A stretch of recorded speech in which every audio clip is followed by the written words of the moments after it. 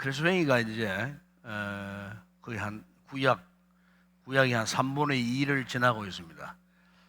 이제 크리스웨이를 딱 다 끝나고 나면 이제 우리 금요기도회 크리스웨이 참여하는 분들에 대해서는 제가 이제 아주 이쁜 크리스웨이 배지를 한번 선물하려고 합니다. 배지를 탁 이쁜 배지가 있어요. 크리스웨이 상징하는 그걸 나중에 이제 딱 마침 마지막 시간에 배지를 선물을 하려고 합니다. 기대하시기 바랍니다. 어쨌든 이 금요기도회 뭐 이렇게 계속 나오지 못하신 분들도 뭐 아이고 나는 그동안 못 나왔는데 뭐 나와봤자 뭐 아이고 뭐 그냥 뭐 지나가 버렸는데 싶어서 빠져지게 있는데 절대 그러면 안 됩니다. 중간에 나오셔도 아무 상관이 없어요. 우리가 아시겠지만 매 과마다 책별로 지금 계속 해나가기 때문에 뭐 지난주에 혹시 못 나와서도 오늘 나오면 오늘 관계되는 또 역할을 또 우리가 또 듣고 또 배울 수 있으니까 그래서 이제 뭐 이런 부분들이 참 유익합니다. 가능하면 안 빠지고 나오시면은 제가 볼 때 이제 안 빠지고 나오시는 분이 몇 분이 계셔요. 그런데 지금 한두 분은 다 빠졌죠. 빠져도 뭐 상관없으니까 하여튼 여러분들 지금이라도 다시 한번 새롭게 해서 열심히 다니면은 마지막 부분도 하고 그다음 아직 남아 있어요. 신약이 남아 있어요. 신약까지 다 하면은 완전히 성경 전체를 한번 우리가 한번 훑어보는 그런 기회가 됩니다. 이런 일이 평생에 한번 있을까 말까 합니다. 평생에 한번 있을까 말까. 저도 이걸 2번 또 하겠습니까? 2번씩 못해요. 몇 년이 걸리는데. 그래서 어쨌든 지금은 늦지 않으시니까 오늘부터라도 매주 나오시면은 여러분들에게 굉장히 유익한 시간 되지 않겠나 싶은 생각이 듭니다. 오늘은 2권 28과입니다. 28과는 예레미야서에 대한 이야기입니다. 예레미야서. 우리가 이제 대선지서 가운데에 2번째로 긴 선지서가 이제 예레미야서입니다. 제일 긴 대선지서가 이사야 66장까지였죠.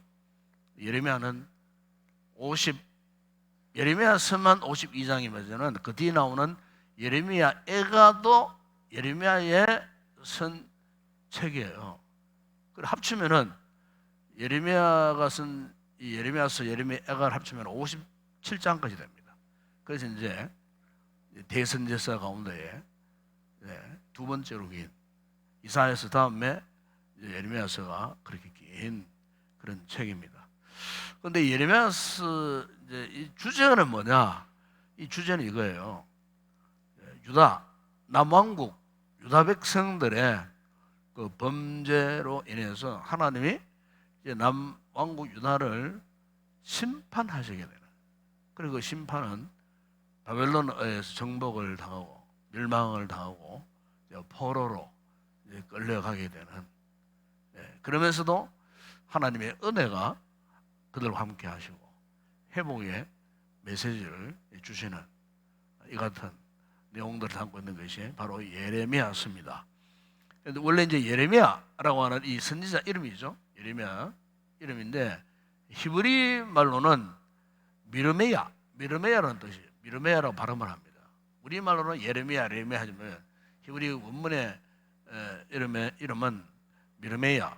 이 뜻이 뭐냐면은 여호와께서 세우셨다 그런 뜻이었어요. 여호와께서 세우셨다. 여러분 잘 아시지만 예레미야의 별명을 알고 계시죠? 그 별명이 뭡니까? 눈물의 선지자. 예레미야의 별명이 참 많아요. 눈물의 선지자, 또 심판의 선지자. 왜? 유다 백성들을 향하여서 그 메시지가 항상 심판적인 겁니다. 심판.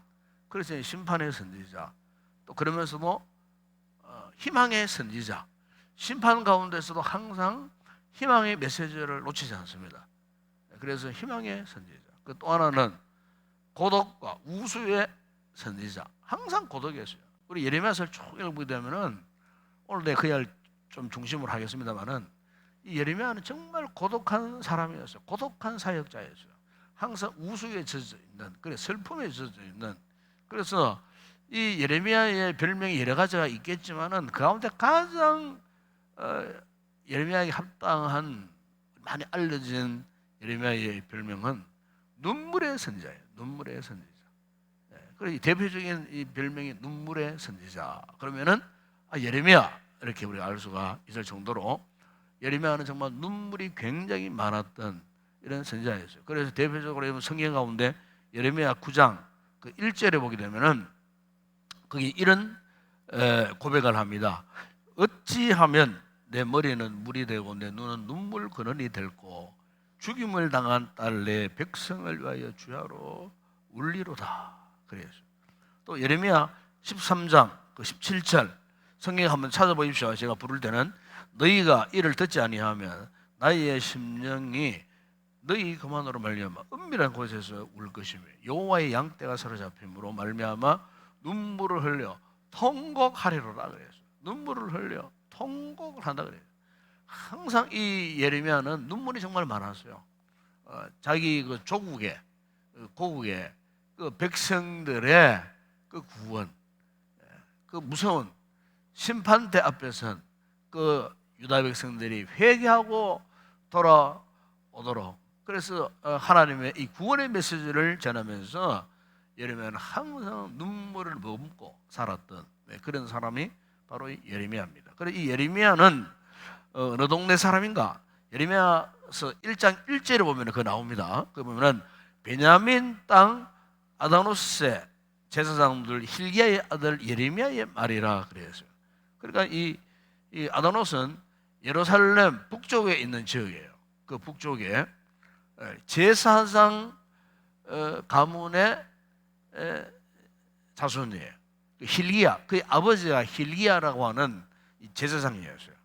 바로 그 제사장 가문의 출신. 그러니까 그의 신분도 이 제사장이에요.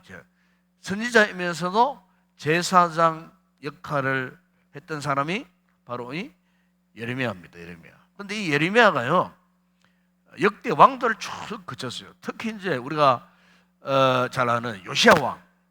이 요시야 그러면은 유다의 마지막 희망이라고 할 수 있는 왕이 아닙니까? 그죠? 히스기야는 유다의 20명의 역대 왕들 가운데에 가장 경건했던 왕 두 사람을 꼽으면은 첫 번째는 히스기야 왕, 두 번째는 요시야 왕. 그런데 이 요시야 왕 13년 차부터 예레미야가 선지자 활동을 했어요.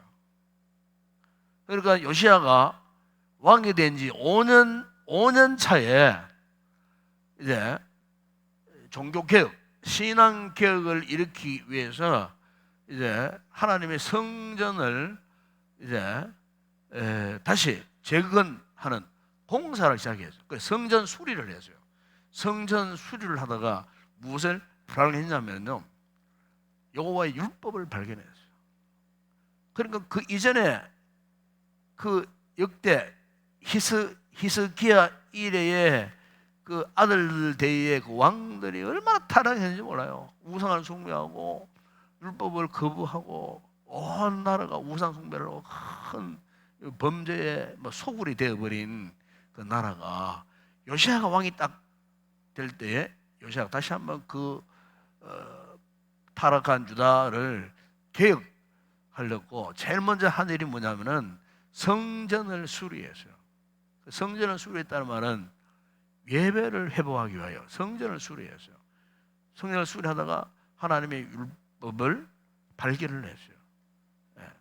헌금통 밑에 한 번도 누가 손도 한 번 안 댄 그 먼지가 쭉 앉아 있는 그 율법책을 들고 요시야가 눈물을 흘립니다. 눈물을. 그래서 신앙 개혁을 이제 단행을 했는데, 문제는 뭐냐면은 그 요시야 이후에 그 아들들이 대를 이어서 이제 왕이 되었거든요. 요아스, 요야긴, 그리고 유다의 마지막 그 시드기야. 그런데 그 경건한 아버지의 후손들이 역시 악한 길로 갔어요. 악한 길로 갔다는 말은 우상을 또 숭배했어요. 우상을. 그러니까 지금 예레미야가 요시야가 왕이 된 13년 차부터 해서 유다의 마지막 시드기야 왕까지 사역했던 사람이 예레미야 선지자입니다. 예레미야 선지자. 그러니까 유다 역사에 있어서 최악의 순간이에요. 최악의 순간.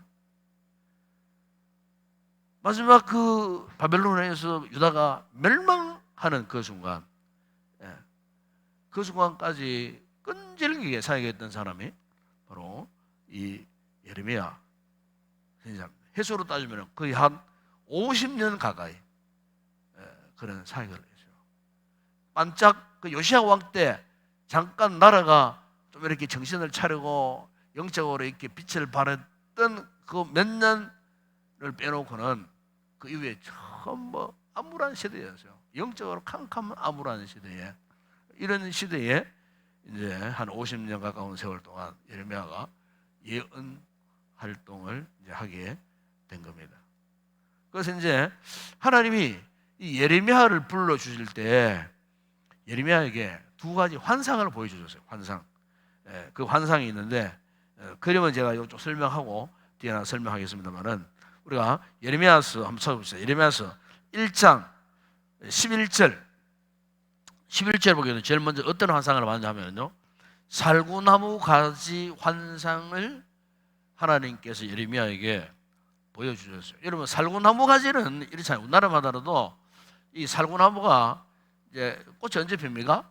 이제 겨울이 지나면은요, 겨울이 지나면은 가장 이른 봄 개나리가 이제 피고 져고 그 다음에 이제 뭐냐면 살구나무 꽃이 펴요. 살구나무가 꽃이 펴요. 그러니까 그 한겨울을 지나고 새로운 생명이 약동하는 그 계절에 이제 살구나무 가지에 이제 꽃을 이제 피운다는 거죠. 그런데 여기에 살구나무 가지라고 하는 히브리 말이 샤게트라는 단어예요. 샤게트라는 단어인데 그 뜻이 뭐냐면은 지켜보다 그런 뜻이죠. 살구나무 가지의 본래 의미가 지켜본다 그런 뜻이에요. 지켜본다. 그런데 하나님이 왜 이 예레미야 선지자에게 이 살구나무 가지의 환상을 보여주실까? 이 지켜본다라고 하는 이 살구나무 가지 환상을 그러하면 보게 하셨는가? 그 말은 하나님이 하신 말씀은 반드시 성취되어진다. 한번 지켜봐라. 내 말을 듣고 한번 지켜봐라. 내가 너를 통해서 대신 나의 말을 예언케 하지만은 저 백성들이 내 말을 믿지 않잖아. 듣지 않잖아. 복종하지 않잖아. 그러나 내가 한 말은 반드시 성취된다는 거야. 그러니까 지켜봐라. 이런 의미에서 샤게트 살구나무 가지 환상을 예레미야에게 보여주셨다는 거예요. 그러니까 이것은 무슨 말이냐면은 이제 예레미야가 선지자들 부름을 받았잖아요. 그래서 선지자로서의 각성을 촉구하기 위해서 하나님이 제일 먼저 예레미야에게 살구나무 가지 환상을 보여주셨어요. 두 번째 환상이 있어요. 그게 이제 예레미야서 1장 13절에 보게 되면은 끓는 가마 그 환상을 이제 보게 됩니다. 끓는 가마 환상. 그 보면은 그 북쪽에서 남으로 이제 기울어진 큰 끓는 가마, 큰 가마솥을 말하는 거죠. 풀풀 끓는 가마가 북쪽에서 남쪽으로 기울어졌어요. 이것은 무엇을 의미하느냐?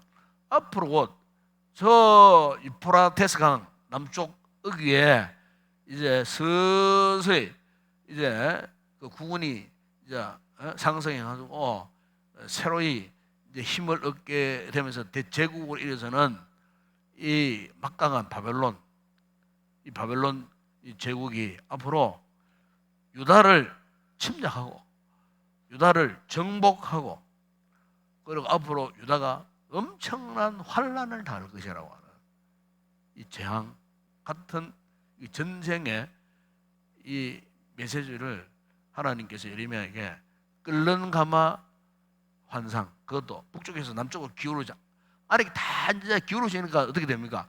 안에 이게 다 쏟아져 나오는 거예요. 이런 환상을 이제 보여줬어요. 그러니까 이런 환상처럼 예레미야는 굉장히 참 비운의 시대에 살았던 사람이에요. 편한 이런 시대에 살았던 사람이 아니고 정말로 막 참 즐겁 같은 이런 이제 시대 속에서 사역했던 사람이 이제 이 예레미야 선지자였어요. 근데 그 당시에 이제 이 국제 정세가 어땠냐면요. 그 당시에 이제 아수르 그리고 바벨론, 애굽 이게 그 당시에 세계 최강대국입니다. 요즘으로 말하면은 미국, 뭐 러시아 그리고 뭐 중국 뭐 이렇게 할 수 있겠죠. 그러니까 굉장히 지금 우리나라 어떤 국제 정치적 현상하고요. 여기에 예레미야 시대에 그 팔레스타인 그 지역에 그 당시에 정세가 너무나 똑같아요. 너무나 똑같아요. 그러니까 그 저 남쪽에는 애굽 제국, 유브라데강 저 북쪽 쪽에는 아수르 제국, 유브라데 남쪽에는 바벨론 이제 신흥 제국. 이제 이 세 개의 거대한 제국의 충돌이 이제 일어나는 그 지점의 한복판이 어디냐면은 바로 이스라엘, 유다입니다. 이미 북쪽 이스라엘은 아수르에 의해서 멸망당했잖아요. 남아있는 남쪽 유다만 남아있는 거예요. 남쪽 유다도 곧 이제 바벨론 제국에서 멸망당할 수밖에 없는, 그래서 이 같은 하나님의 그 심판, 경고를 누구를 통해서? 바로 예레미야를 통해서 유다 백성들에게 이렇게 이제 전하게 되는 이런 이제 상황 속에 있는데, 문제는 뭐냐면은 이런 위급한 큰 환란을 앞두고 있는 이 남쪽 유다 백성들이 하나님 말씀에 관심이 없었어요. 듣지를 않았어요. 그들은 무슨 전쟁이 있겠노? 전쟁이 없다. 요즘 꼭 우리나라가 그래요. 어느 시사평론가가 어제 어떤 뉴스를 보다 보니까 이분이 이제 유명한 그저 북한 연구하는 분인데, 절대로 북한은 먼저 전쟁 일으키지 않는다는 거예요. 전쟁 절대로, 그러니까 전쟁은 일어나지 않는다는 거예요. 예, 전쟁 일어나면은 공멸하기 때문에 너도 죽고 우리도 죽고 다 죽는다는 거예요.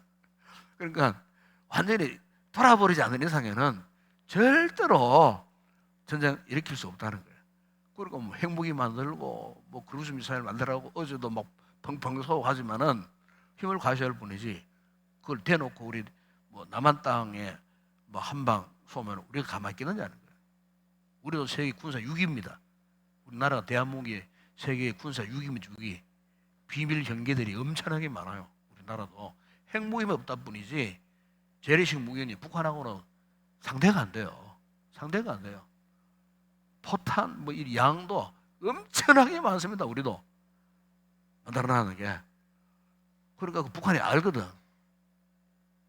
핵무기가 없을 뿐이지 재래식 무기 군사력은 세계 6위입니다. 영국, 프랑스보다 우리가 더 앞서가요. 막강하거든 지금 우리가. 최첨단 무기들이 굉장히 많아요. 우리나라도. 그러니까 그분은 절대로 전쟁이 안 일어난다는 거예요. 일어나면은 유차히 하면 다 죽으니까. 근데 사실 그게 더 무서운 말이에요. 그러니까 전쟁, 근데 그게 이제 사실 문제입니다.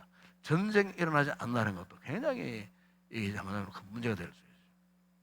항상 전쟁 위기를 항상 우리가 느껴야 돼요. 그 긴장한 상태가 돼야 됩니다. 그런데 지금 예레미야 시대에 남쪽 유다가 그런 상황이에요. 평안하다, 평안하다. 무슨 전쟁이야, 무슨 전쟁이야. 특히 이제 유다 이 왕국 안에 꼭 우리나라와 똑같아요. 지금 이 예레미야서를 보게 되면은 두 진영으로 딱 나뉘어져 있어요. 우리나라도 두 진영으로 딱 나와 있잖아요. 지금 정치적으로 뭐 사상적으로 그죠, 뭐 보수 뭐 우파 좌파 그러면서 쫙 지금 나눠져 있잖아요. 그 당시에 이 유다도 한쪽은 애굽파, 친애굽파, 한쪽은 친바벨론파였어요. 친바벨론파. 그러니까 예레미야 선지자는 하나님의 계시의 말 따라 어느 쪽에 썼느냐면은 친바벨론파에 서 있었어요. 그러니까 이제 이 애굽의 역사는요, 이미 그 당시만 하더라도 1000년의 역사를 갖고 있는 제국이었어요. 그러니까 사람으로 말하면은 이제 노쇠하고 힘이 기진해지는 점점 그 이제 국운을 잃어버리는 이제 쇠퇴해져가는 그런 시점이 있었고, 반대로 유브라데강 남쪽에 있는 이 새로이 신제국으로 성장하고 있는 바벨론은 곧 이제 신흥제국이거든. 막강한 힘을 축적하고 기르고 이제 성장하는 그런 과정이 있었는데, 하나님의 뜻은 뭐냐면은 너 유다 백성들이 살려고 하면은 이제는 더 이상 애국을 의지하지 말라. 그리고 오히려 너희들이 바벨론에게 두 손 들고 항복하면은 그 바벨론이 너희를 살려줄 것이다. 그러니까 바벨론을 절대로 거역하지 마라. 그 하나님 뜻이었어요. 그러니까 예레미야 선지자 메시지가 중요한 내용 이거예요. 자신의 고국 유다 백성들이 살 길은 더 이상 애굽을 의지하면 안 된다는 거예요. 애굽을. 이제 바벨론에 그냥 항복해라. 그러니까 여기서 그랬지, 이런 오해를 하기 쉬워요. 아니, 하나님께서 왜 바벨론에게 항복하라고 하셨는가? 바벨론을 의지하라고 했는가? 조금 무슨 억패가 있는 듯 하지만은 우리 하나님의 목적도 뭡니까? 유다 백성들을 건지고 살리고 그들을 지켜내기 위해서 인간 세상 역사 속에서 어차피 이루어지고 역사의 이 수레바퀴 속에서 유다 백성들을 하나님 보존하실 그런 책임을 갖고 계시잖아요. 그래서 예레미야 선지자를 파송을 한 거예요. 파송을 해가지고 하나님의 말씀을 선포한 거예요. 그런데 문제는 뭐냐면 그 당시에 예레미야 시대에 예레미야의 그 시대의 그 왕, 특히 오늘 본문에 나오는 시드기야 왕, 이런 왕, 마지막 왕뿐만 아니라 그 여호야김, 여호야긴 왕, 이런 왕들이 다 친애굽 쪽에 섰어요. 친애굽, 애굽을 의지했어요. 그러니까 유다 백성들은 전통적으로 애굽을 의지했어요. 애굽을. 그리고 하나님 뜻은 너희들 애굽을 의지해가지고는 신흥제국 바벨론에게 멸망당한다는 거예요. 그러니까 바벨론을 의지해라. 바벨론에게 행복해라. 그것이 너희 살 길이다. 하나님이 예레미야를 통해서 이제 이것을 계속해서 이제 말씀을 하고 있는 것입니다. 바로 이런 와중에 예레미야가 박해를 당합니다. 박해를 당하는데 누구에게? 친애굽파 그 고관들에게 이제 이 박해를 당합니다. 예레미야는 하나님의 말씀을 가지고 경고를 합니다. 너희들 제발 애굽 의지하지 말고 바벨론을 의지해라 하니까 이 친애굽파들이 예레미야를 그냥 두지 않았어요. 그래서 이제 그 여러분 예레미야서 37장 15절에 보시면은 이런 말씀이었어요. 그 고관들이, 그게 고관들이 누구냐? 친애굽파들이에요. 친애굽파. 왕을 보좌하는 그 고관들이 친애굽파들인데, 이 고관들이 37장 15절에 보면은 고관들이 노여워하여 예레미야를 어떻게 해요? 때렸어요. 선지자를 때렸어요. 선지자를. 선지자를 때렸다는 말은 성 전체 요 딱 홍대 나옵니다. 예레미야는 두들겨 맞은 사람이에요. 선지자. 그 누구도 두들겨 맞은 사람이 없어요. 예레미야는 두들겨 맞았어요. 그러니까 그 시대에 얼마나 악했습니까? 악했겠습니까? 그러니까 이제 예레미야를 때려서 그것도 요나단의 집에 가두었으니 이 집을 옥으로 삼았다. 쉽게 말하면은 가택 연금 상태에 묶어놓은 거예요. 너 이제 돌아다니지 마라. 너 이제 그 거짓 메시지, 바벨론 의지하라는 거 거짓말이잖아. 그거 앞으로 전하지 마라. 그래가지고 친애굽파 고관들이 예레미야를 두들겨 패고 그리고 가택 연금 상태에 그냥 묶어놔 버렸어요. 그러면서 예레미야를 끌고 다녔어요. 그 33장 그 6절에 보면 이런 말씀이 있어요. 그들이 예레미야를 끌어다가 감옥들에 있는 왕의 아들 말기야에, 그다음 어디에 던졌다고요? 구덩이에 던져버렸어요. 구덩이에. 그 당시에 이스라엘 땅에 구덩이가 많았어요. 이 구덩이 어떤 구덩이냐면은 그냥 뭐 가다가 음파인 건 구덩이 아니고요. 그냥 물이 귀하잖아요. 물이 없는 나라, 비가 오면은 이제 그 구덩이에다 물을 가둬놔요. 그래 쉽게 말하면 물탱크를 사용하는 거예요. 물탱크. 오늘 나중에 설명하겠지만 이제 그림에도 나옵니다만은 그 물탱크를 사용하기 위한 구덩이에요. 그러니까 그 구덩이는 빠지면 스스로 못 나와요. 누가 건져 줘야 나올 수 있는 그런 구덩이들이 뭐 군데 있었어요. 왜? 비가 물이 귀한 나라이기 때문에 비가 오면은 그 구덩이에다 물을 다 가둬놓고 이제 또 다음 비가 올 때까지 물을 이제 사용하기 해야 되기 때문에 물탱크용 구덩이에요. 그러니까 이 예레미야를 물탱크 구덩이에 이제 집어넣어 버렸는데 그 보면 이렇게 이야기합니다. 왕의 아들 말기야의 구덩이에 던져 넣을 때 예레미야로 줄로 달아내렸어. 그러니까 구덩이가 생기기에 항아리치 이렇게 생겼기 때문에 그냥 못 내려가는 거예요. 줄로 묶고서 달아매가지고 구덩이 집어넣어 본 거예요. 그런데 그 물이 있다가 좀 빠져있는 밑에 있으니까 그 밑에 진창이라 진흙창 그 나오잖아요. 진창이므로 예레미야가 진창 속에 빠졌더라 그랬어요. 참, 여러분 한번 생각해 보세요. 하나님 선지자 예레미야가요 얼마나 박해를 받았어요. 하나님 말씀 진리의 말씀 선포하는데 그 듣기 싫어. 친애고박 고관들이 박해를 하고 그걸 묶어다가 가택 연금시키지 않나 아니면은 물탱크 아직 물이 남아있는 그 진창에다가 집을 던져버렸어요. 줄이 달아매가지고 이렇게 있는 상태에 있었는데 자기 동족들은 예레미야를 죽이려고 했지만은 바벨론은요 예레미야를 끔찍히 생각했어요. 그래서 여러분 예레미야 39장 39장 한번 찾아보세요. 39장 11절에 14절 보게 되면은 바벨론의 느부갓네살 왕이 예레미야에 대하여 그의 사령관 느부사르단을 보냅니다. 파송을 합니다. 파송을 해가지고 예레미야를 선대합니다. 선대하고 그리고 거기에서 건져줍니다.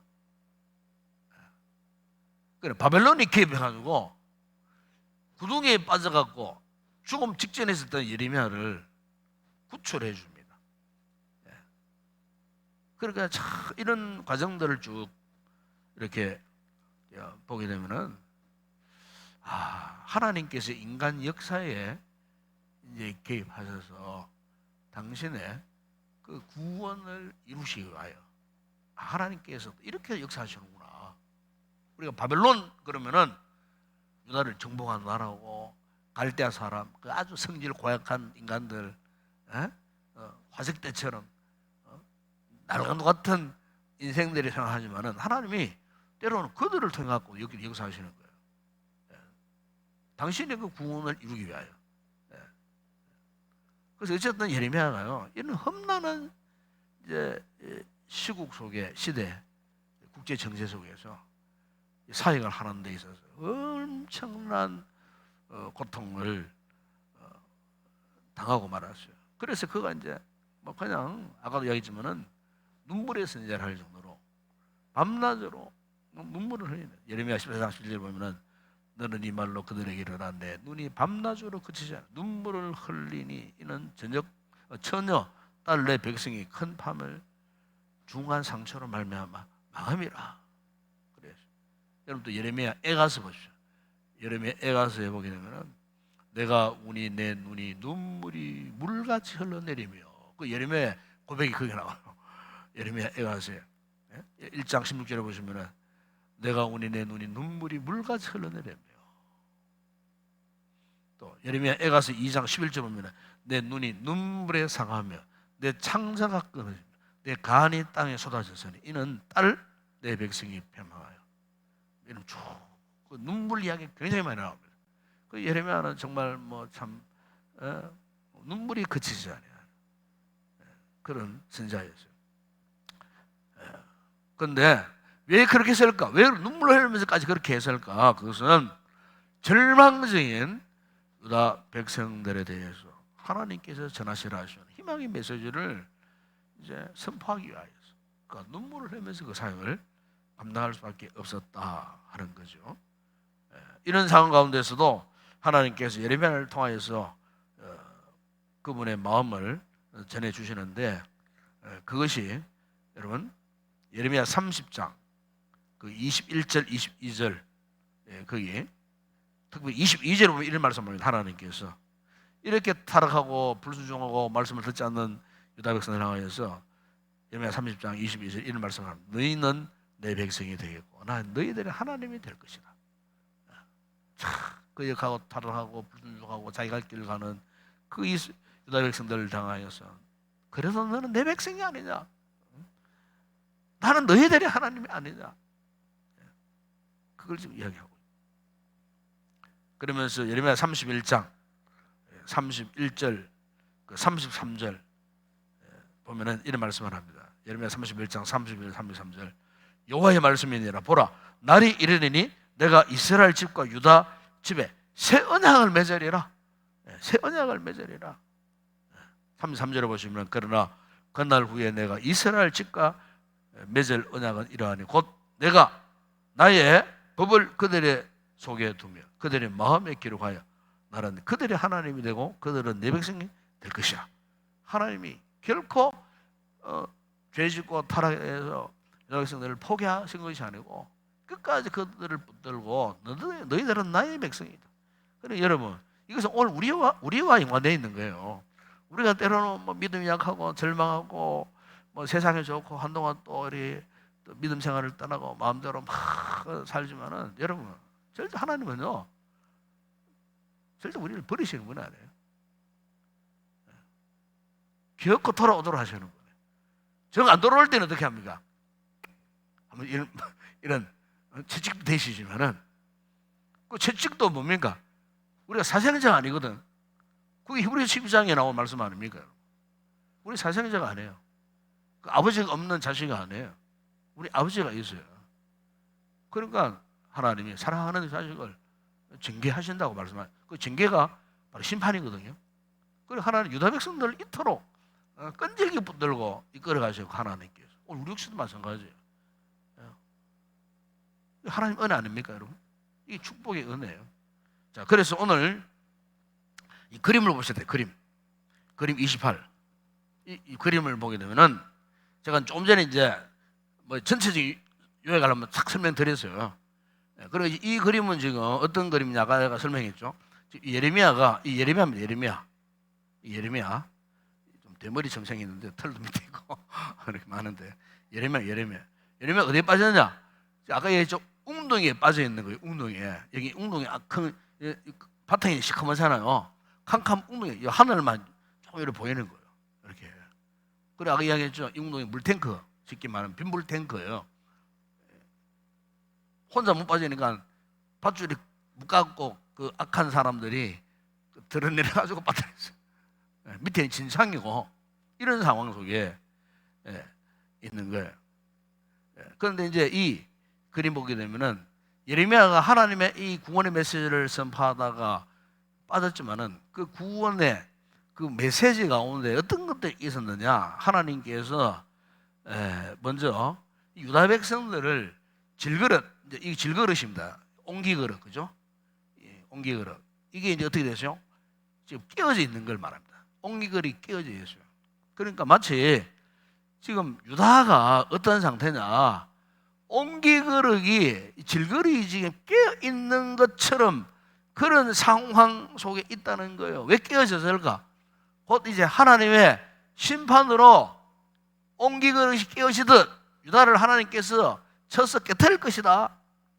그래서 여러분 예레미야 그 19장 10절에 보세요. 이런 말씀을 합니다. 너는 함께 가는 자의 목전에서 그 옹기를 어떻게 해요? 옹기를 깨뜨리고 그래서 옹기를 깨뜨리고 마치 옹기를 깨뜨린 것처럼 이 타락하고 거역하는 이 유다 백성들을 내가 깨뜨려 버리겠다. 예레미야 19장 11절 그 다음 절 보면은 이렇게 말씀합니다. 그들에게 이르기를 만군의 여호와께 이와 같이 말씀하시되 사람이 토기장이의 그릇을 한번 깨뜨리면 다시 완전하게 할 수 없나니. 토기장이가 그 그릇을 다 깨뜨려 버리잖아요. 깨어진 그 질그릇은 다시 회복할 수가 없어요. 그것처럼 하나님이 어떻게 하시는가? 말씀에 순종하지 않으면은 그게 여러분 예레미야 19장 6절이야 9절 6절에 9절에 보면은 이런 말씀들이 나옵니다. 그 7절에 보면은 내가 이곳에서 유다와 예루살렘의 계획을 무너뜨려 그들로 그 대적 앞과 생명을 찾는 자의 손에 칼에 엎드러지게 하고 그 시체를 공중의 새와 땅에 짐승의 밥이 되게 하고, 그리고 이 성읍으로 놀람과 조롱거리가 되게 하리니 그 모든 재앙으로 말미암아 재난하는 자마다 놀라며 조롱할 것이며. 그러면서 그 다음 구절에 보게 되면은 그들이 그들의 원수와 그들의 생명을 찾는 자에게 둘러싸여 공경에 빠질 때에 내가 그들이 그들의 아들의 살, 딸의 살을 먹게 하고 또 각기 친구의 살을 먹게. 이거는 참 비참한 적용에 이제 빠질 것이다 하는 그 유다 현재 직면, 이 같은 하나님의 심판에 직면한 유다 백성들에 대한 실제적인 어떤 그런 모습을 비유를 하면서 이제 이 온기가 이렇게 박살이 나서 깨트려지는 그 같은 모습으로 선지자 예레미야에게 이제 유다의 앞날을 예언하시는 그 메시지가 이런 이야기로 나오는 것을 볼 수가 있습니다. 그러면서 이제 그림 중반에 보세요. 가운데 예를 보게 되면은 이 뭡니까? 이것은요, 이런 하나님의 무서운 심판 앞에서도 아까 제가 서론적 이야기 했지만은 그 당시에 친애굽파 고관들로 비롯하여 왕으로 비롯하여 일반 백성들까지도 하나님의 말씀에 관심이 없었어요. 그리고 그들 그 역을 하게 되었어요. 그래서 그 칼로, 이게 뭡니까? 율법 두루마리 책이잖아요. 성경을, 하나님의 말씀을 칼로 그냥 찢어버리는 장면. 그 장면을 이야기합니다. 그리고 옆에 불꽃이잖아요, 이게. 불로 지금 태워버려요. 확대적 칼로 율법 필요 없어. 율법 불태워버리고 완전히 하나님 앞에 막 거역하고 이 같은 모습. 그래서 실제 그 말씀들이 이제 거기 나오는데 한번 찾아보면요, 이런 말씀이 있어요. 예레미야 36장 보십시오. 예레미야 36장 21절 보면은 그게 왕이 여후디를 보내어 두루마리를 가져오게 하며 여후디가 서기관 엘리사마의 방에서 가져다가 왕과 왕의 곁에 선 모든 고관에게 낭독을 합니다. 말씀을 율법을 낭독을 하는데 36장 23절에 보면은 여후대가가 서너 쪽을 낭독하면 왕이 어떻게 해요? 왕이 면도칼로 그것을 연하여 베어 화로불에 던져 두루마리를 못 태워버렸다는 거예요. 하나님의 말씀을 읽는데 한 페이지 한 페이지 있잖아요. 한 페이지 읽으면 끝나면 또 쭉 째가 불에 던져버리고, 한 페이지 읽으면 또 쭉 찢어가 또 불에 던져버리고. 그러니까 여러분, 변망덕한 정말 이 유다 백성들이 왕부터 이렇게 하나님의 은혜에 변망덕한 완전히 거부해버려. 이와 같은 모습, 거기서 우리가 볼 수가 있습니다. 그래서 이 같은, 그래서 예레미야 36장 27절에 보시면은 그 하나님의 응답이 이렇게 나와요. 하나님께서 이에 대한 반응이 이제 쭉 나오는데, 왕이 두루마리와 바룩이 예레미야의 입을 통해 기록한 말씀을 불사른 후에 여호와의 말씀이 예레미야에게 임하니라 이르시되, 그러면서 너는 다시 다른 두루마리를 가지고 유다의 요야김 왕이 불사른 첫 두루마리의 모든 말을 다시 반복적으로 기록해라. 듣기 싫다고 다 불태버리지만 다시 똑같은 말씀, 예레미야를 통하여 성령의 감동하심으로 똑같은 메시지를 다시 2차 두루마리에다 기록하게, 그렇게 만드는.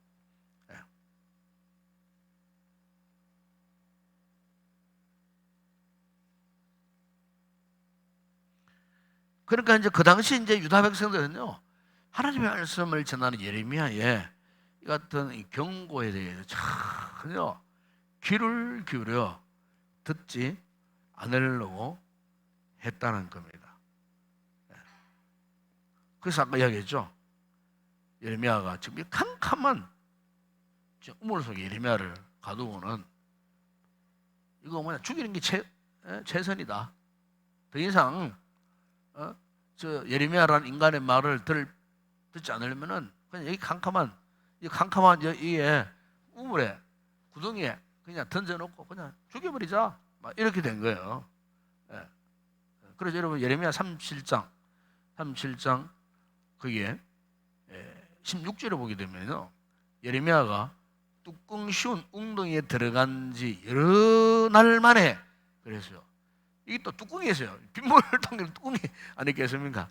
뚜껑을 닫아버린 거예요. 그것도 여러 날. 여러분 사람이 웅덩이에 빠졌어요. 그러면은 뚜껑을 닫아버렸어요. 빛이 안 돌아요. 사람 미쳐버립니다.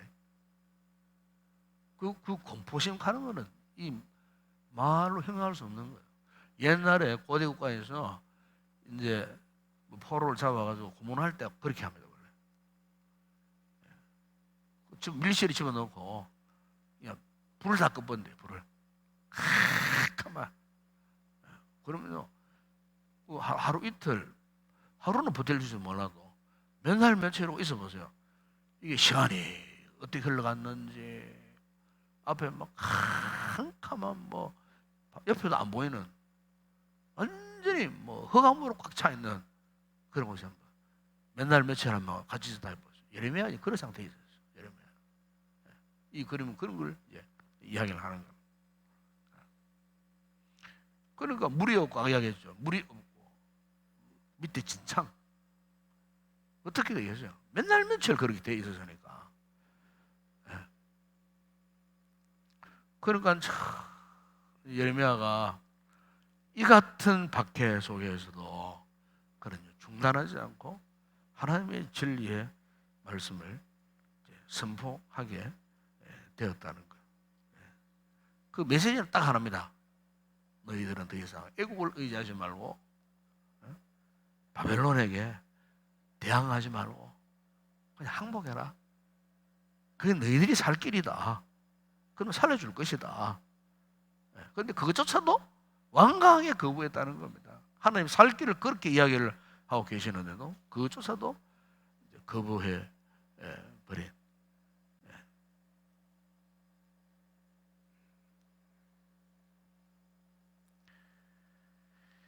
결국 이제 이 같은 말씀에 의역하다가 이 남쪽 유다의 최후 마지막 왕이 시드기야 왕이잖아요.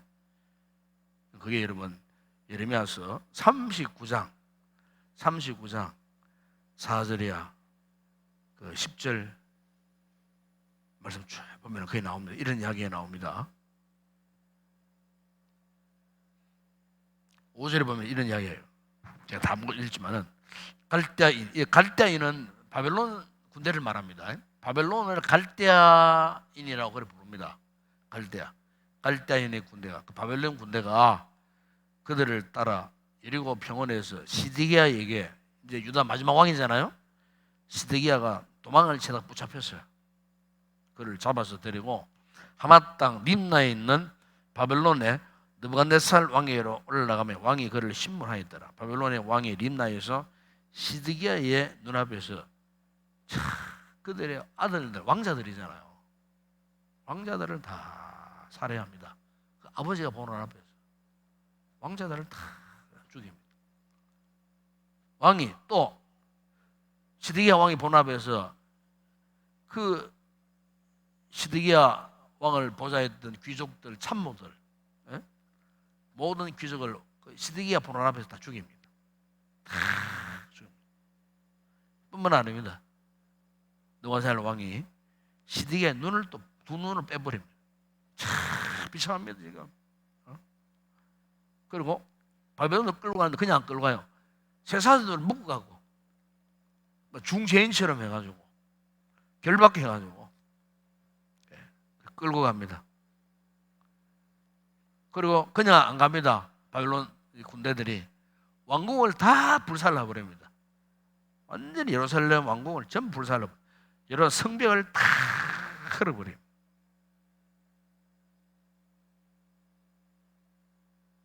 그러니까 완전히 뭐 그냥 폐허가 되어버리는 거예요. 폐허가. 그래 하나님께서 유다 백성들이 너희들은 애굽을 의지하지 말고 바벨론에게 그냥 항복만 하면은 살려줄 것인데 그거조차 듣지 않은 거예요. 그 말씀에 순종하면 되는데 순종을 하지 못한 거예요. 그래서 여러분 이 그림 가운데 보면은 여기 이제 하트 계명이 나오잖아요. 그죠? 하나님의 이게 그림 한번 떼어보세요. 계명. 이 계명을 10계명을 말하지 않았어요. 그러니까 하나님의 뜻은 유다 백성들이 이 말씀, 이 계명을 사랑하면은 다시 회복시켜 주신다고 했는데, 살려 주신다고 했는데, 그 예레미야가 전하는 이 하나님의 이 메시지를 그들이 듣지 못하고 순종하지는 못했다 하는 거. 예. 자, 그래서 이제 다음 그림 보시죠. 다음 그림 보게 되면은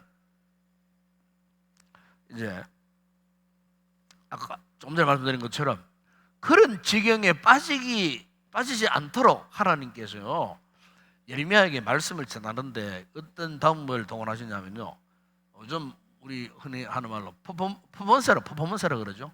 퍼포먼스라 그래요. 퍼포먼스라 그러면은 어떤 그 상황을 몸으로 이렇게 표현을 해서 메시지를 전달하는 걸 말합니다. 그래 하나님께서 유다 백성들이 도대체 알아듣지를 못하니까 예레미야로 하여금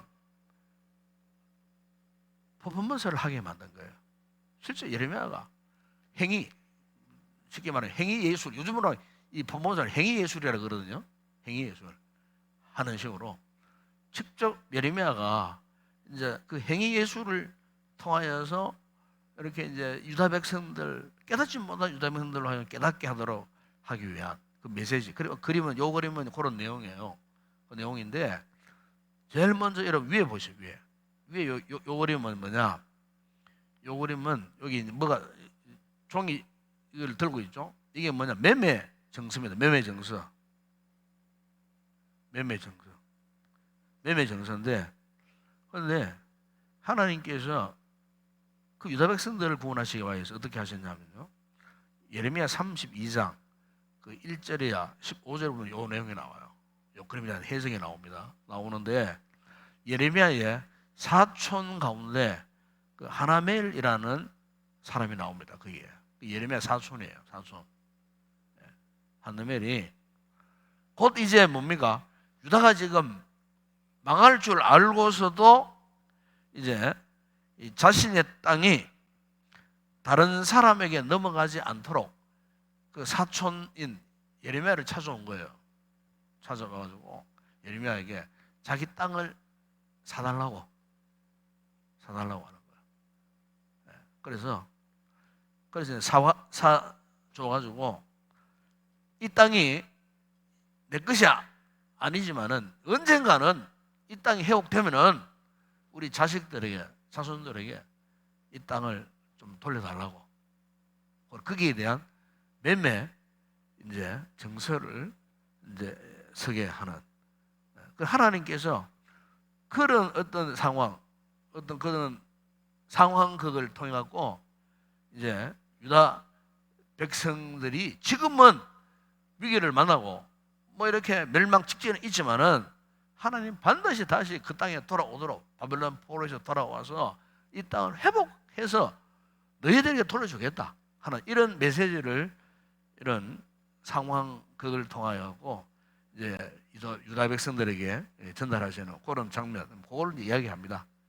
이해가 될지 모르겠습니다만은 그런 뜻을 두고 하나님께서 이제 매매 정서 그런 퍼포먼스를 통해서 그걸 말씀하고 있고, 또 하나는 그 밑에 그림 보십시오. 그 밑에 이 그림은 이게 뭡니까? 이거는 무화과 나무의 열매를 말합니다. 광주리가 2개 있잖아요. 2개 있는데 광주리 하나는 버려지는 무화과, 하나는 버려지지 않는 무화과. 여기에 대한 말씀이 예레미야 24장 2절에 나옵니다. 2절에 나오는데 그 보면은 이런 말씀이죠. 한 광주리에는 처음 익은 듯한 극히 좋은 무화과. 그리고 이게 쏟아지지 않는 이 무화과는 극히 좋은 무화과예요. 그러나 쏟아지고 있는 이 광주리는 나빠서 먹을 수 없는 극히 나쁜 무화과. 한쪽은 좋은 무화과, 신선한 무화과, 한쪽은 극히 나쁜 무화과, 즉 썩어서 먹지 못하는 무화과. 예. 그런데 문제는 이 두 무화과 광주리가 지금 어디에 있느냐? 하나님의 성전 안에 있어요. 성전에 바쳐졌어요. 성전에. 하나님 성전에 바쳐졌어요. 바쳐졌는데 한 광주리는 극히 먹지 못할 무화과, 한 광주리는 너무 좋은 신선한 무화과. 예. 이걸 지금 보여주고 있어요. 예레미야 선지자에게. 예. 이 무슨 이야기냐? 아까 얘기했죠? 쏟아져 있는 이 무화과는 친애굽파, 하나님을 거역하고 부정하고 끝까지 하나님 대적하고 하는 그 악한 세력들, 불순종의 사람들, 이 상징하는 거예요. 그러나 쏟아지지 않는 이 무화과는 힘들고 어려운 상황 가운데서도 하나님의 말씀에 대해 순종하고 복종하고 따르기를 원하는 소수의 그 백성들, 그걸 두고 하는 거예요. 그 궁극적으로는 하나님의 뜻은 이렇게 좋은 무화과 열매가 되기를 원하는 거예요. 유다 백성들이. 즉 뭡니까? 하나님 말에 순종하여 따르는 좋은 무화과 열매 같은 이런 백성이 되기를 원한다 하는 이런 의미에서 예레미야 선지자에게 이런 상황을 지금 보여주고 있는 거예요. 그리고 또 하나 그 밑에 보시죠. 그 뭡니까 이게? 이거는 뭐냐? 그 밑에 보면은 이거는 찾고 제수용, 제수들과 이렇게 죄진 사람 도망가지 못하고 발에 끼어가 묶어놓는 거 찾고 되고, 그다음에 이제 멍해가 된 짊어지게 만드는 그런 멍해예요. 그러니까 여기 이제 이에 관계되는 말씀이 어디에 나오냐면요, 예레미야 20장 그 1절이야 6절, 그게 먼저 보게 되면은 그게 하나님의 성전을 관리하는 바수훌이라는 사람이 나와요. 바수훌. 그러니까 이 바수훌은 굉장히 권세 있는 사람이에요. 유다 백성들은요, 하나님의 성전과 관계되는 직책을 가진 사람은 굉장히 종교적으로 힘이 있는 사람을 말합니다. 그런데 바로 그 사람이 누구냐? 바수훌이라는 사람이에요. 이 사람은 성전의 관리를 책임졌던 사람이에요.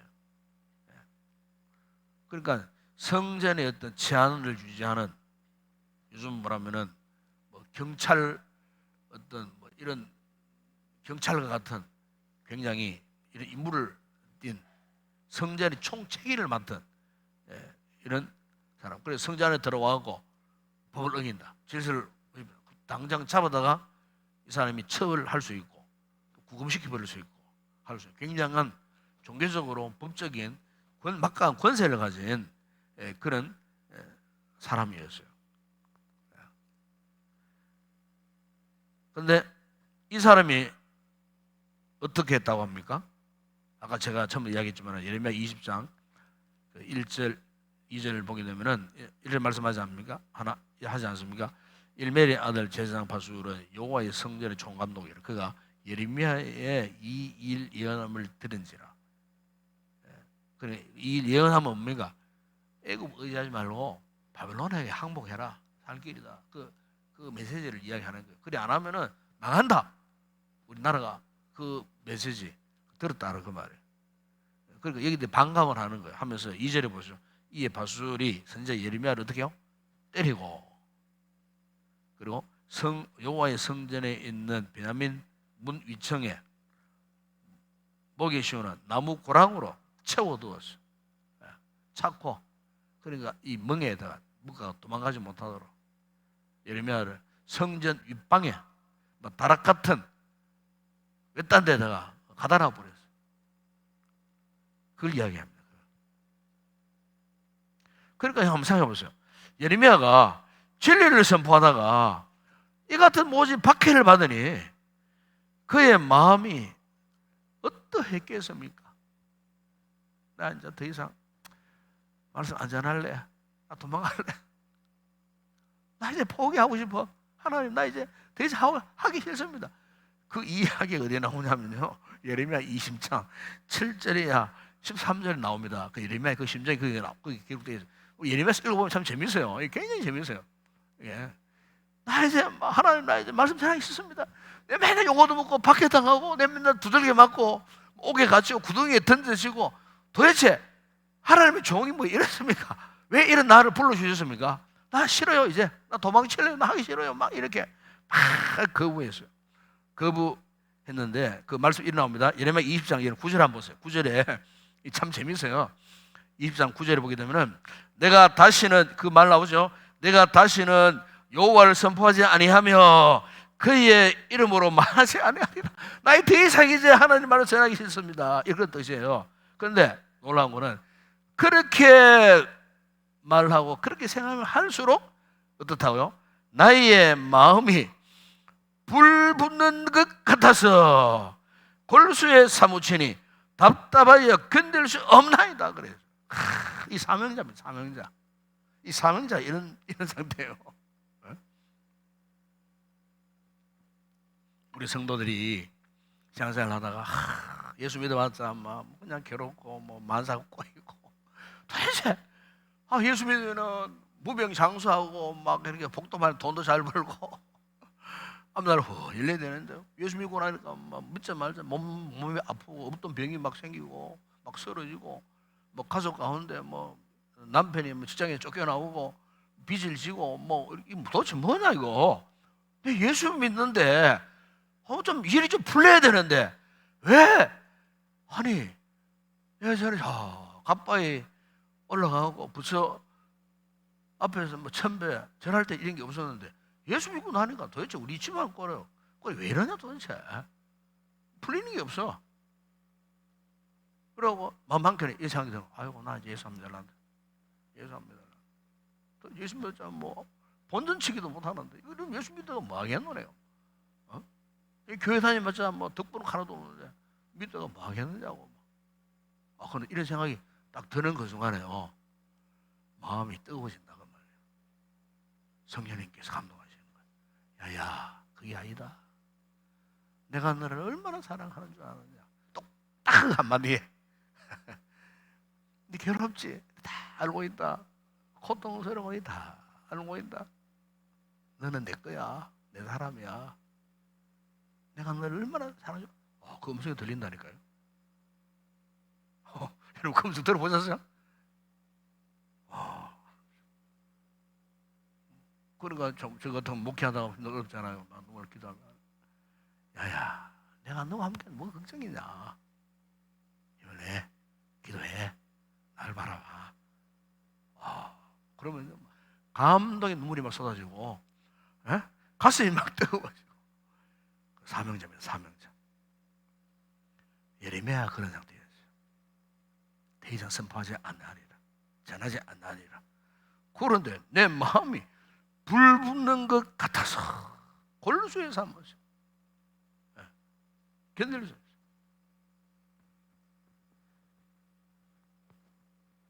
바로 예레미야가 그런 박해 속에서도 하나님의 감동하심이 순간순간 불 붙듯이 역사하셨던 것을 거기에서 이야기하고 있는 겁니다. 자, 그러면서 그 마지막 그 그림 또 한번 보세요. 이쪽에 그림. 요것만 설명하고 마치도록 합시다. 여기 이제 이 그림은 이제 무슨 그림입니까? 예레미야 13장 1절이야 11절을 배경으로 하는 그림이에요. 그 그림을 보면 이제 하나님이 어느 날 예레미야에게 명령을 하셨어요. 야, 네 바지에 허리띠 좋은 거 있지? 이 허리띠 그 풀어가고 유브라데 강가에 가고 바위 틈에 땅 파고 좀 숨겨놔라. 허리띠 풀어가고요. 숨겨놔라고. 쉽게 말하면 그런 이야기예요. 맨날 며칠 오랜 기간이 지나서 그럼 하나님 명령하죠. 가서 이제 가지고 오너라. 그러고 다시 숨겨놨는 그 자리에 다시 이제 땅을 파가지고 보니까 허리띠가 다 썩어 빠져서 막 냄새라고 막 싹치가 막 나고 다 썩어 빠져서 다 썩어 빠져. 그거 다시 착용해라. 착용이 되겠어요? 그 허리띠, 옛날 같으면 뭐 허리띠 이런 허리띠가 아니겠죠. 뭐 천으로 만든 허리띠 아니겠습니까? 그죠? 허리띠. 몇 달 지나고 나니까 막 썩어가지고 막 곰팡이 sul고 막 냄새가 막 나고, 그걸 다 하나님 다시 끄집어서 다시 허리띠 매라. 허리띠. 그 옛날에 멋있던 허리띠가 완전히 이거는 냄새나고 썩어 빠진, 다 낡아 빠진 허리띠. 하나님께서요, 왜 이런 말씀을 하셨을까? 이런 말씀을 하셨을까? 여러분, 이 띠라고 하는 것은요, 이런 걸 의미하는 거예요. 하나님이 이스라엘 백성들을 얼마나 사랑하시는가. 그렇잖아요. 이 띠라는 것은 우리 몸에 밀착되어 있잖아요. 딱 붙어 있잖아요. 항상. 그죠? 그와 마찬가지로 하나님과 유다 백성들의 관계가 그렇다는 거예요. 비록 너희가 죄짓고 내 계명 어기고 불순종하고 온갖 상처를 입고 마치 바르테강 그의 몇 날 며칠 바위 틈에 땅속에 심어져 있다가 썩어져 있는 냄새나는 악취나는 그 띠 같은 모습들이지만은 너희들은 내 몸에서 떨어질 수 없는 띠와 똑같은 존재야. 내가 너희들을 이렇게 아끼고 가까이 두기를 원하고 사랑하는 존재라는 거예요. 그래서 하나님께서 예레미야를 통해 이런 봉헌서를 하도록 만드신 거예요. 그 예레미야 그걸 깨닫게 되는 거예요. 그렇구나. 그렇다면 이 메시지를 전해야지. 그 예레미야가 이 메시지를 전하는 거예요. 이런 내용들이 예레미야서에 쫙 이렇게 이제 기록되어 있어요. 제가 오늘 시간이 없기 때문에 벌써 40분 지나버렸는데 다 적용도 못하고 전체적인 예레미야서에 나오는 전체적인 이 메시지, 하나님께서 유다 백성들을 얼마나 사랑하셨는가, 이것은 바로 오늘 우리를 향한 말씀이에요. 하나님께서 우리들을 얼마나 사랑하시는가. 여러분, 우리 신앙 생활이 변질되거나 부패하지 않기 위해서는 첫째, 하나님의 말씀 앞에 겸손해야 됩니다. 겸손해야 됩니다. 그리고 어떤 상황 가운데서도 깨끗한 양심을 가져야 돼요. 깨끗한 양심, 하나님 앞에. 이 깨끗한 양심을 가져야 우리 신앙이 성숙해집니다. 하나님 기뻐하시는 삶을 살 수가 있어요. 유다 백성들은 그렇지를 못했어요. 그래서 우리가 예레미야서 52장 전체를 쫙 읽어보게 되면 하나님이 이런 메시지를 하고 있는 거예요. 지금 유다 백성들에게. 오늘 이 말씀 깨닫고 우리 역시 하나님이 결코 우리를 버릴 수 없는, 비록 썩은 허리띠 같은 존재지만은 그러므로 하나님 우리를 사랑하시는 그 하나님, 이 영광스러운 주님의 그 은혜 속에서 이 세상 가운데서 빛처럼 빛을 발하는 그런 귀한 믿음의 삶을 살아가는 성도들이 되었으면 좋겠습니다. 한번 우리 찬양하고 기도하는 시간 갖도록 하겠습니다.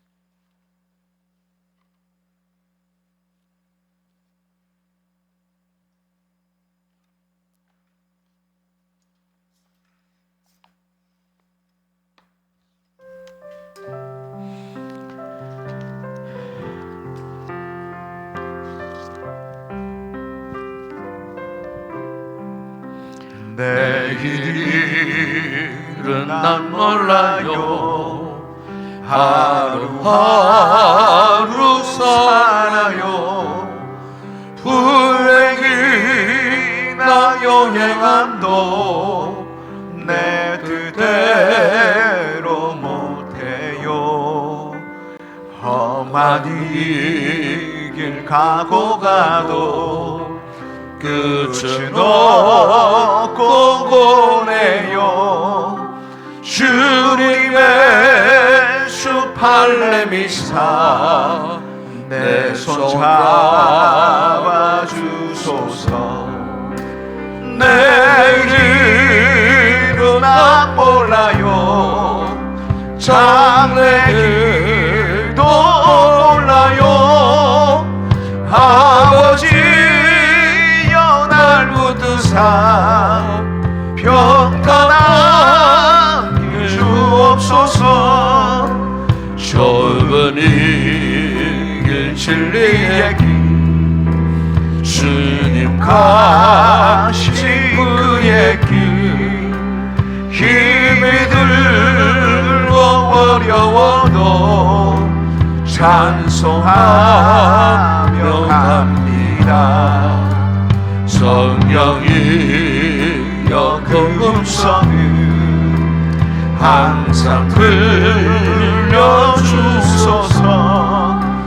내 마음은 정해서요 변치 말게 하소서. 내일은 나 몰라요 장래일도 몰라요. 아버지여 아버지여 주신 소명 이루소서. 만왕의 왕 예수께서 이 세상에 오셔서 만 백성을 구속하사 창구주가 되셨네. 순교자의 본을 받아 나의 믿음 지키고 순교자의 신앙 따라 이 복음을 전하세. 아멘 아멘. 불과 같은 성경이여 내 맘에 항상 계셔. 천국 가는 그날까지 주여 지켜주옵소서. 내일은 난 몰라요 장래일도 몰라요. 아버지여 날 부르사 평탄하게 주옵소서. 우리 함께 기도하겠습니다. 오늘 우리 예레미야서 전체를 총괄적으로 우리가 묵상을 했습니다. 결론은 이겁니다. 우리가 아무리 타락하고 변질되고 하나님을 멀리 떠나간다 할지라도 결코 하나님 우리를 포기하지 않으신 하나님, 유다 백성들을 사랑하시는 하나님, 오늘 우리 하나님이십니다. 하나님을 기어코 우리를 붙드시고 우리 곁에 두시기를 원하시는, 마치 썩은 띠 같은 우리들이지만은 하나님의 품속에 가장 가까이 두고 싶은 그 하나님의 뜨거운 마음, 그 하나님의 사랑, 그 은혜가 오늘 우리 가운데 있음을 고백합니다. 혹 우리 가운데 혹시 믿음이 흔들린 분이 계십니까? 하나님을 떠나고픈 이런 순간적인 잘못된 생각하는 분들이 계신다면은 여러분 곧 속히 돌아와야 됩니다. 하나님 앞에 붙들려서 살아가는 이런 아름다운 우리의 신앙의 인격이 참 성숙해져서 하나님 말씀 앞에 온전히 순종하고 겸손한 이 같은 믿음의 삶을 살아가는 그런 성도들이 되어야 할 것입니다. 이런 믿음의 삶을 살기 위해서 이 말씀 생각하고 이 말씀 붙들고 여러분 간절하게 기도하시는 가운데 이 밤에 하나님과 참으로 친밀한 관계를 회복할 수 있는 그런 귀한 밤이 되었으면 좋겠습니다. 성령의 충만한 은혜를 삼으시고 간구하십시오. 거룩한 주의 성령님이 우리 가운데 충만하게 임하시도록 우리 가슴을 뜨겁게 회복시켜 주시도록 하나님의 백성다운 삶을 살기를 원합니다. 믿음의 결단을 하고 돌아가는 귀한 밤이 되었으면 좋겠습니다. 우리 교회를 위해서 기도하시고 다가오는 주일 예배를 위해서 기도하시고 우리 교회가 건강한 믿음의 공동체 되어질 수 있도록 또 계속되어지는 셀 가족 점검 신방 또 다음 주간에도 계속되어집니다. 우리가 3월달 행문 모임과 셀 가족 모임을 통하여서 복음의 영광을 드러낼 수 있는 우리 교회가 되어질 수 있도록 천하보다 귀한 한 생명을 주님 품으로 인도해 나아가는 우리 교회가 되어질 수 있도록 2024년도 열심을 다해 사명 감당하는 우리 모든 성도들이 되어질 수 있도록 이를 위해서도 함께 기도하시고 또 우리 공동체 지체 가운데 병약한 또 우리 성도들 우리 변옥미 권사님 위해서 특별히 기도해 주십시오.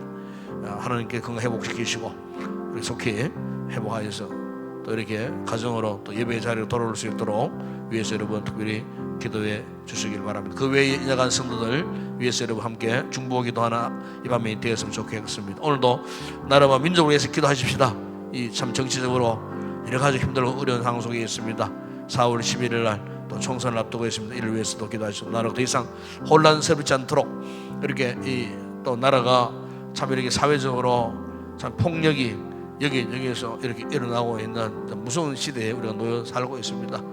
이 사회가 참으로 안정되어질 수 있도록 우리 대한민국을 위해서 기도하시고, 특별히 또 우리 북한 땅, 비록 저들은 대립하고 위협하지만은 그러나 우리 민족 아닙니까? 우리 동포들입니다. 위해서는 기도하시고 그 땅에서 새로운 변화의 바람이 일어날 수 있도록 북한 땅을 위해서도 기도하시고, 또 우리 선교지 사역하는 주 종들을 위해서 기도하시고, 여러분 개인적인 가정적인 기도 제목 아래시다가 또 응답받고 돌아갈 수 있기를 바라며 함께 우리 통성으로 함께 기도하겠습니다. 우리 아버지 하나님 참으로 감사합니다. 참으로 우리 또한 유다 백성들과 다름없는 저희들 아버지 말씀 앞에 순종하는 것 당연한 것이지만은 이 당연한 사실을 거부한 채 우리가 고의적으로 의도적으로 아버지의 말씀을 우리가 저버리고 내 마음대로 자자하려고 했던 잘못된 모습들이 우리에게 있음을 주님 앞에 아버지 앞에 고백합니다. 주님, 이 시간 말씀을 통하여서 하나님의 그거 놀라운 은혜와 사랑이 우리를 붙들고 계신다라고 하는 이 놀라운 사실, 다시 한번 하나님의 그 놀라운 은혜와 사랑을 말씀을 통해 깨닫게 하신 것 우리 아버지 하나님 감사합니다. 아버지의 강권하시는 주님의 사랑이 있기에 오늘 우리의 모습이 이렇게 오늘도 보존되고 있음을 믿습니다. 아버지 하나님, 야간 우리들을 인해서 주의 은혜와 주의 사랑으로 우리를 붙드사 하나님 기뻐하시는 모습으로 우리를 만들어가 주시옵소서. 회복하게 하여 주시옵소서. 아버지 하나님, 세상 것조와 세상 길로 갔던 잘못된 길, 영적인 애국에 아버지 하나님 그 길을 가려고 했던 유다 백성들처럼 하나님께서 원하시는 하나님의 뜻을 알고 깨닫고 하나님의 뜻 앞에 순종하는 믿음의 삶을 살 수 있도록 은혜를 베풀어 주시기를 바랍니다. 박해와 고난 가운데서 예레미야가 주신 귀한 사명을 감당했던 것처럼 오늘 우리에게도 예레미야와 같은 믿음의 굳건함을 우리에게 허락하여 주시옵소서. 어떤 상황 가운데서도 우리가 가야 할 이 믿음의 정로에서 벗어나지 않도록 항상 아버지 믿음의 정로를 행하고 하나님 기뻐하시는 말씀대로 그 길을 믿음으로 행할 때 주님, 우리 인생길 하나님이 책임져 주시리라 믿습니다. 비록 아버지 우리의 삶이 힘들고 어렵고 괴롭고 때로는 가시밭 같은 길일지라도 하나님 동행하여 주시고 하나님 우리를 가까이 붙들고 계신데 우리가 아버지 가장 안전한 길로 우리의 가는 걸음을 인도해 주시리라 믿습니다. 아버지 하나님, 이 같은 믿음으로 끝까지 하나님과 동행하는 아버지 신앙의 삶을 살아갈 수 있도록 주님 은혜를 베풀어 주시옵소서.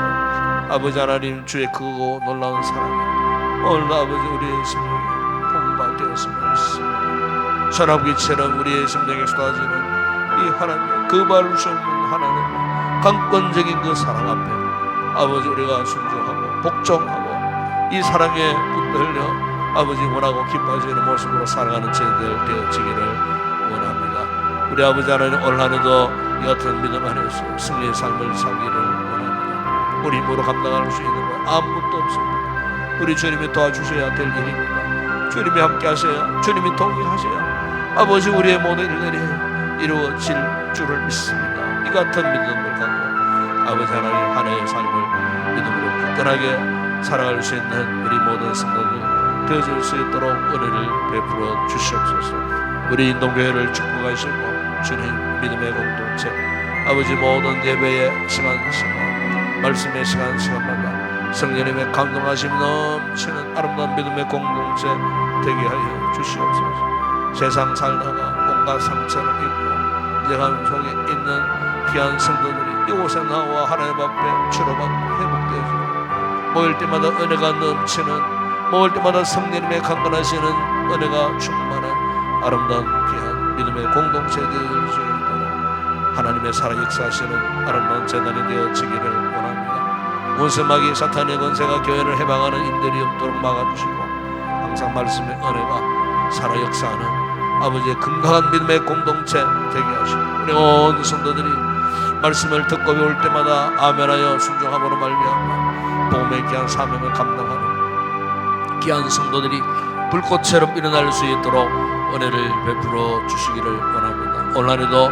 모든 목회 계획 가운데 주의 지선한 손길이 함께하여 주시고, 특별히 아버지 이주환부터 앞으로 2월 말까지 또 셀정금 신방에 아버지 들어갑니다. 우리 아버지 하나님, 우리 모든 셀 가족들 코로나 4년 동안에 지쳤고 흩어져 있었던 우리 귀한 성도들을 하나로 불러주시고 모아주시고 다시 한번 아버지 셀 가족 공동체가 정상적으로 아버지 세워질 수 있도록 은혜를 베풀어 주시기를 원합니다. 셀 사역들이 온라인은 정상적으로 잘 운영되게 하시고 앞장서 수고하는 우리 모든 셀 리더 무리들에게 특별한 열심을 내려가셨을 올 한해 셀 사역을 통하여 많은 일배를 맺게 하시고, 또한 셀 사역을 통하여 행동 모임이 정상적으로 잘 진행되므로 말미암아 귀한 영혼들을 구원하고 주님 품으로 인도하는 전도의 풍성한 열매 맺는 복된 한 해가 되어질 수 있도록, 그러므로 두 날겨 날아오는 건강한 교회가 되고 하나님의 세계 비전을 이루는 아름다운 믿음의 공동체 되어질 수 있도록 우리 교회를 주님 축복하여 주시기를 주님 원합니다. 우리 아버지 하나님, 우리 지체들 가운데에 특별히 힘들고 어려운 병약한 우리 성도들, 참 우리 아버지 우리 변홍기 권사님을 붙드시고 아버지 하나님 이렇게 회복되게 하신 것 감사합니다. 완전히 회복되고 치료되고 건강을 회복하여 아버지 가정으로 돌아올 수 있도록 아버지 주신 귀한 또 사명들을 잘 감당할 수 있도록 하나님 은혜를 베풀어 주시기를 원합니다. 우리 어머니 권사님 아버지 낙성하여 허리를 다쳐서 아버지 치료받고 있는 가운데 또 많이 회복되고 있음을 감사를 드립니다. 아버지 온전하게 회복되어 줄 수 있도록 우리 하나님께서 은혜를 베풀어 주시기를 원합니다. 우리 이영애 권사님 아버지 회복되게 하시니 감사합니다. 완벽하게 회복되어 주시고 속히 예배 자리에 나올 수 있도록 건강의 회복을 허락하여 주시기를 우리 아버지 하나님 원합니다. 하나님 함께 하시오매 역사하심으로 말미암아 아버지 하나님이여 더 이상 힘들고 어려운 상황에 놓이지 아니하도록 우리 하나님께서 건강의 회복의 은혜를 허락하셔서 강건함으로 아버지 남은 인생에 주님 앞에 영광 올려드리는 복된 삶을 살아가는 귀한 우리 권사님 되게 하여 주시기를 원합니다. 우리 아버지 정말 권사님 또 수술 은혜 가운데 마치고 아버지 또 가정으로 돌아왔습니다. 회복 중에 있습니다. 완벽하게 깨끗하게 회복되어져서 건강함으로 아버지 앞에 올려드리는 귀한 우리 권사님 되게 하여 주시기를 원합니다. 우리 조혜수 집사님 아버지 수술 이후에 또 아버지 하나님 이렇게 은혜 가운데에 진료를 잘 받게 하신 것 감사합니다. 주의 치료의 손길을 귀한 조정을 당차는 자국들을 만져주시고 아버지 회복케 하셨습니다. 다음으로 아버지 앞에 사부로 아버지 앞에 기도한 대로 아버지 건강함으로 주님 사명을 잘 감당할 수 있는 지금까지도 흔들림 없이 아버지 믿음을 지켜왔습니다. 주님 은혜와 긍휼을 베푸시고 약한 그 모든 부분들이 정상적으로 회복되어질 수 있도록 완벽하게 깨끗하게 치유될 수 있도록 다시는 덧나는 일이 없도록 우리 하나님께서 건강을 책임져 주시기를 주님 원합니다. 저는 오늘도 이 나라의 민족을 불쌍히 여기시고 아버지의 나라의 정치, 경제, 사회, 국가, 문화, 국가, 안보, 명예적인 모든 문제 아버지 또 4월 총선을 앞두고 나라가 어수선합니다. 아버지 또한 여러 가지 또 이렇게 사회적 또 테러를 통해서 불안 속에 있는 이 사회 현상들 우리 주님 안돈시켜 주시고 참으로 아버지 악한 자들이 득세하지 못하도록 막아주시고 아버지 이 나라가 온전히 평안할 수 있도록 아버지 하나님 시민들 하여금 두려워 떠는 일들이 일어나지 아니하도록 아버지 이 사회를 안전하게 지켜주시기를 원합니다. 하나님이 통치하시는 우리 대한민국 되어줄 수 있도록 저 북한 땅도 변화시켜 주시고 악인의 세력들이 떠나게 하시고 그 땅에도 그리스도의 계절이 임하는 아름다운 귀한 역사들이 일어나게 하시고 북한 지하교회 동포들에게 은혜를 속히 신앙이 자유하는 그날을 허락하여 주시기를 주님 원합니다.